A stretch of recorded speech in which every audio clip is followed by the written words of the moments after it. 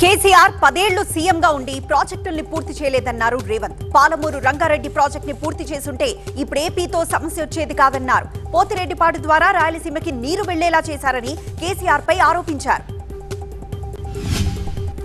తెలంగాణలో నీటి కష్టాలకు బీఆర్ఎస్ ప్రభుత్వమే కారణమన్నారు ఉత్తమ్. ప్రాజెక్టుల పేరుతో బీఆర్ఎస్ దోచుకుందన్నారు. ఉత్తమ్ చెత్త మాటలు మాట్లాడుతున్నారని, నీటి దోపిడీపై సోయి లేకుండా ఉన్నారని కౌంటర్ ఇచ్చారు జగదీష్. అన్ని వర్గాలను కాంగ్రెస్ ప్రభుత్వం మోసం చేసిందన్నారు కేంద్ర మంత్రి కిషన్ రెడ్డి. కేసీఆర్ 9 లక్షల కోట్లు అప్పు చేశారని, రేవంత్ అప్పులపైన భూముల అమ్మకాలపైన ఫోకస్ పెట్టారన్నారు. కిషన్ రెడ్డి మెదక్లో టీచర్స్ తో మాట్లాడారు.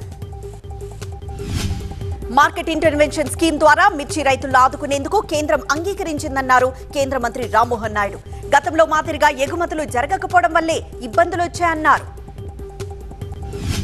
ఏలూరు జిల్లా ఉంగుటూరు మండలం బాదంపూడిలో కేంద్ర బృందం పర్యటించింది.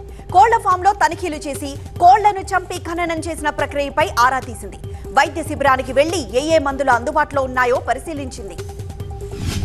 జాతీయ విద్యా విధానం అమలు చేయకపోవడం వల్ల తమిళనాడుకు 5,000 కోట్ల నిధులు రాలేదని స్టాలిన్ కి ధర్మేంద్ర ప్రధాన్ లేఖ రాశారు.